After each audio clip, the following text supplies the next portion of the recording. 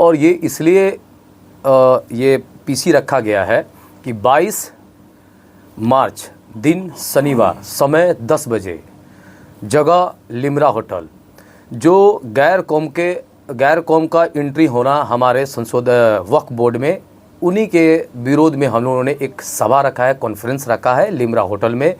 और उम्मीद है कि लोग हज़ारों के सैकड़ों की संख्या में आके इस आवाज़ को बुलंद करेंगे। और जो मुसलमानों का वजूद वकार है, जो एक वक्फ बोर्ड उनका अधिकार है, जो छीनने की कोशिश की जा रही है, घुसने की कोशिश की जा रही है, उसी पे विरोध में हम लोगों ने एक सभा रखा है।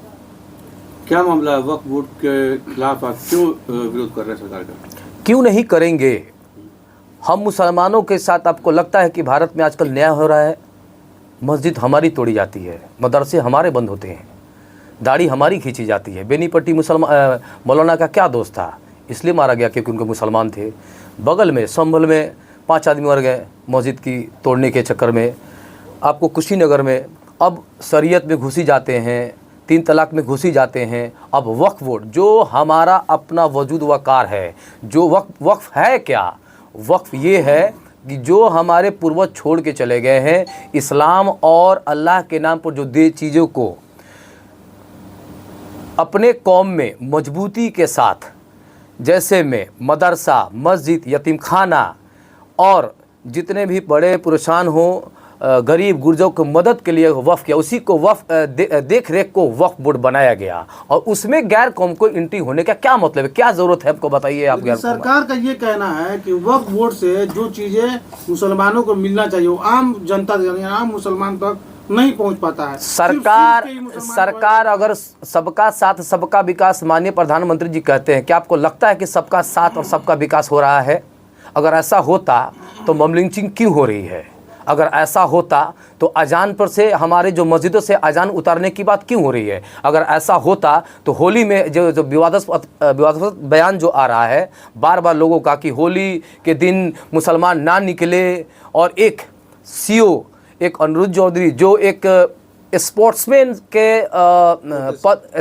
के द्वारा भर्ती होता है, उसका बयान सुनिए। ये क्या है? तो ये आपको लगता है सरकार हम मुसलमानों के साथ है? बिल्कुल ही नहीं है। सरकार हमारे जो चीज़ें हैं उसमें जाके हम लोगों को डायरेक्ट, हम लोगों को चोट देने का काम कर रहा है, और हिंदू भाइयों को खुश करने के लिए, क्योंकि सिर्फ और सिर्फ इसमें राजनीति हो रहा है और उसमें कहीं भी देश का भलाई नहीं होने वाला है, ना आम जनता का भलाई होने वाला है। वक्फ प्रॉपर्टी है, उसमें तो बहुत सारे अपने ही, जिस कम्युनिटी की बात कर रहे हैं, कई जगहों पे तो वही लोग, अपने ही मुसलमान ही लोग कब्जा किया है, धर पकड़ लिया है। तो ये काम नहीं तो आप तो सरकार, हम जो सरकार है उसमें दूसरे कौम गैर की एंट्री क्यों हो रही है भाई? क्यों? हमारे मुसलमान में आदमियों की कमी हो गई है? हमारे मुसलमान में या फिर एकदम कमज़ोर हो गया है, तभी ना दूसरे कौम को लेके आया जा रहा है? उनके धर्म में हम मुसलमान कब किसी एंट्री मारते हैं या फिर कोई सरकार एंट्री मारता है? हमारे ही मुसलमान कौम पे क्यों ऐसे हो रहा है? और इतना बड़ा परेशानी क्यों आ गया है कि वक्फ बिल को देखिए, ये ज़मीन हड़प के, ये ज़मीन को पूरी तरीके से, आज 2 घुसे हैं, कल पूरे घुस जाएंगे, और हमारी ज़मीन, हमारा जो दिया हुआ, जो हमारी अपनी जो ज़मीन है, वो सबको छीनने की कोशिश की जा रही है। मुसलमान भी तो हड़पे हुए हैं। मुसलमान हड़पे हुए तो मुसलमान पे कार्रवाई होगी, इसमें एंट्री मारने की क्या जरूरत है? एनडीए की सरकार में 2 अहम दल हैं, एक नीतीश कुमार का और एक सीके नायडू का। क्या लग रहा है इन दोनों की क्या भूमिका होनी चाहिए? क्योंकि पूरे देश देख रहा है, पूरी देश देख रहा है कौन मुसलमानों के साथ है, और सेकुलरवादी के नाम पर सिर्फ एक छलावा है। सेकुलर के नाम पर सिर्फ मुसलमानों को वोट लिया जाता है, लेकिन मुसलमानों के लिए कोई आवाज़ नहीं उठा रहा है। इसलिए हम मुसलमान अपना हक खुद के लिए लड़ेंगे, और लड़ भी रहे हैं अगर कोई हम लोगों के साथ। और देखिए क्या विडंबना है, अभी विधानसभा में योगी आदित्यनाथ का क्या बयान था? कठमुल्लावादी। 34 विधायक हैं, लेकिन किसी की हिम्मत थी कि एक बार बोल दे कि अपशब्द बोलने की आपकी क्या ज़रूरत है? और उर्दू, हर जगह उर्दू, बिना उर्दू का कुछ काम होगा? उर्दू में भी सवाल उठ रहा है। तो उर्दू भाषा किसकी है? हम मुसलमानों की है। तो अब कहीं ना कहीं हम मुसलमान सिर्फ और सिर्फ प्रताड़ित हो रहे हैं, परेशान हो रहे हैं, और ये सिर्फ और सिर्फ मुसलमानों के लिए ही है और कुछ नहीं है। 2 लाख की बात नहीं करेंगे। 34 विधायकों की बात कर रहे हैं जी, और कह रहे हैं कि वो डर गए योगी से। बिल्कुल डर गए। उनका कोई जवाब है तो बताइए। अभी तो आप देखें ना दो मुसलमान की इस बात का डर विधायक की डरने लगेंगे तो आम जनता क्या करेगी फिर? डर है कि जेल जाएंगे, या तो वो गलत होंगे तभी डर रहे होंगे, या फिर अल्लाह का खौफ नहीं होगा। जेल तो आप भी जा सकते हैं, बिल्कुल जाएंगे, बयान दे रहे हैं आप। कोई दिक्कत नहीं है। अगर अल्लाह के काम में जेल जाते हैं तो इससे बड़ा मेरे लिए क्या हो सकता है। अल्लाह के लिए तो मैं शहादत देने के लिए तैयार हूँ, लेकिन घुटने नहीं टेकेगा मोहम्मद कैफ किसी भी हालत में। कौन आवाज़ दे रहा है नहीं दे रहा है ये मेरा मुद्दा नहीं है। मैं मोहम्मद कैफ आवाज़ दूंगा और मैं अपने जमात को गूंगा नहीं होने दूंगा। मैं अपने जमात को आवाज़ और आवाज़ उठाने की बात करता हूँ और करूँगा इंशाअल्लाह।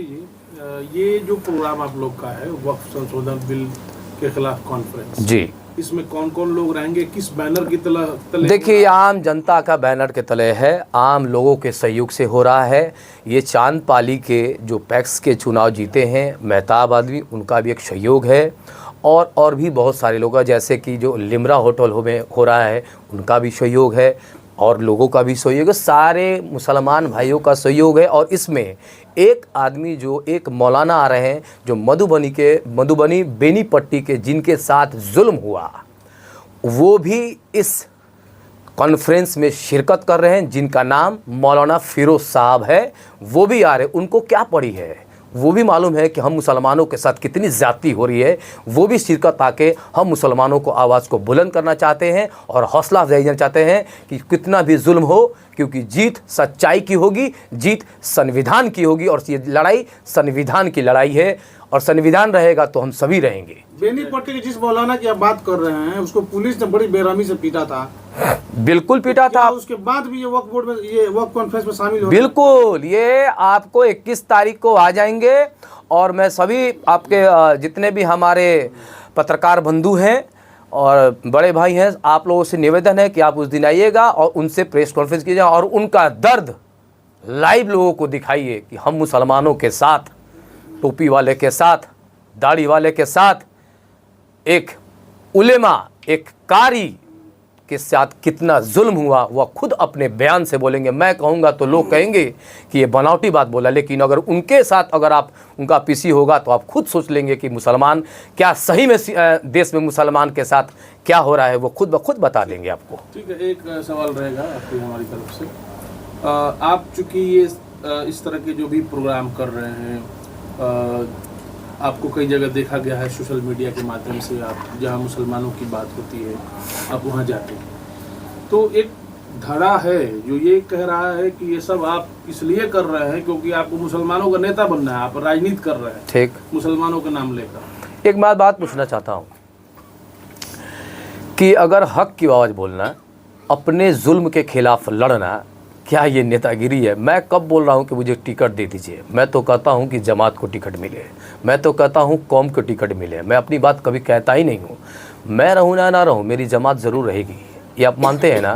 तो ये लड़ाई मेरी जमात की है ना कि बल्कि मोहम्मद कैफ की है।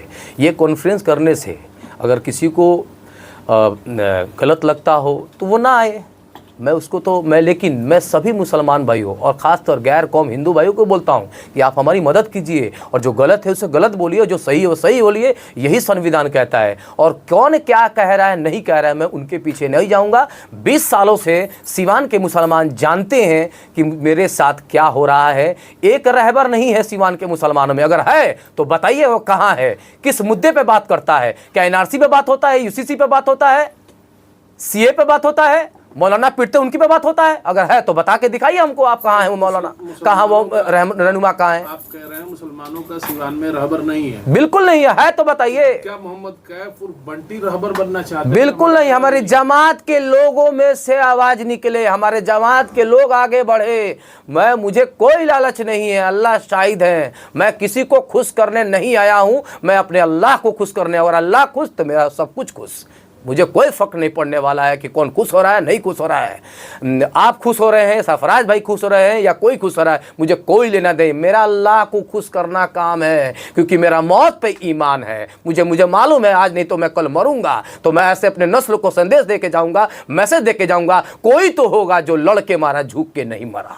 एक सवाल, आप मुस्लिम की बात करते हैं, मुसलमान हाँ बिल्कुल करते हैं, और भी बहुत सारे लोग हैं जो हिंदू धर्म की बात करते हैं, अपने धर्म को आगे बढ़ाने, मंदिर की बात करते हैं। मैं धर्म की बात नहीं करता हूँ, मैं अपने लोगों की बात करता हूँ, जमात की बात करता हूँ। मैं किसी भी धर्म के खिलाफ अगर एक भी वर्ड बोला हूँ तो बता दीजिए आप, किसी भी धर्म के खिलाफ एक वर्ड जो मेरे कौम के खिलाफ बोलेगा मैं उनके लिए मैं बोलूंगा। और मैं ऑन द माइक कह रहा हूं, मैं किसी भी धर्म के खिलाफ नहीं हूं, क्योंकि मैं मोहम्मदवादी हूं और मोहम्मद वाली एक इंसानियत का मिसाल है, मैसेंजर ऑफ गॉड है। और भी लोग हैं, पॉलिटिकल पार्टी है, वो लोग भी अपने धर्म, अपने समाज, अपने जाति, मंदिर की बात करते हैं, तो वो क्या मतलब उनको आप मतलब वो किस हिसाब से गलत? मैं आपका जवाब देना चाहता हूं। जब भी कोई जुलूस निकलता है, खासतौर मुसलमान वर्ग का, चाहे वो रबीउल का हो, चाहे वो मुहर्रम का हो, या चालीसवा का हो, या फिर अन्य, क्या आप कोई बता के दिखा दे, कोई माइक का लाल, मैं चैलेंज करता हूं कि कोई मुसलमान का लड़का किसी मस्जिद पे कोई झंडा दिखाते हुए दिखा दीजिएगा, लेकिन मैं आपको दिखा सकता हूं मंदिर पे झंडा लगाते हुए दिखा दीजिएगा तो मैं आपको मान जाऊंगा, लेकिन मैं आपको साबित करके दिखा दूंगा। आप देख भी रहे हैं कि हर जगह मस्जिद पे झंडा लगाने की कोशिश हो रही है, तो मैं किसकी बात करूं? परेशान हम हैं तो बात दूसरे करूं।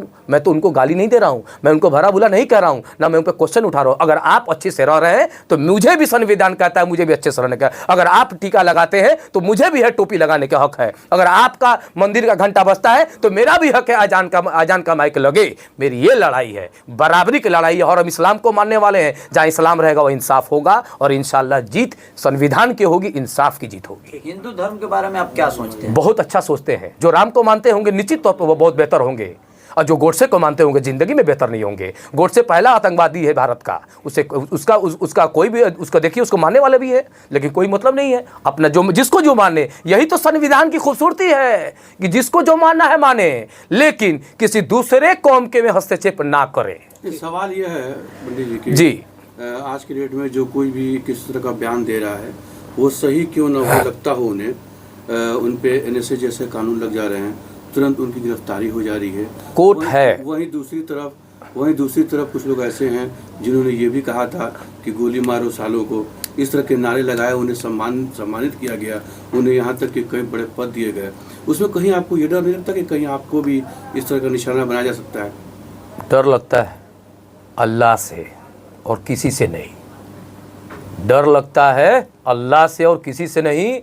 इसी की तो लड़ाई है कि आप हमें गाली दे दीजिए तो आपको सम्मान मिल रहा है, और हम सच बोल रहे हैं तो हमें जेल मिल रहा है। तो जेल जाना ही पसंद है, लेकिन झुकना पसंद नहीं है मोहम्मद कैफ ना मोहम्मद कैफ के कौम को। चाहे कुछ भी हो जाए, याद रखिएगा, अगर मोहम्मद सल्लल्लाहु अलैहि वसल्लम के मानने वाला मुसलमान होगा तो निश्चित तौर पे सब्र के साथ, संविधान के साथ बढ़ेगा, और जीत संविधान की होगी, जीत मोहम्मद सल्लल्लाहु अलैहि वसल्लम की बातों की होगी, सब्र की होगी, और इंशाअल्लाह जरूर एक दिन कामयाबी मिलेगी।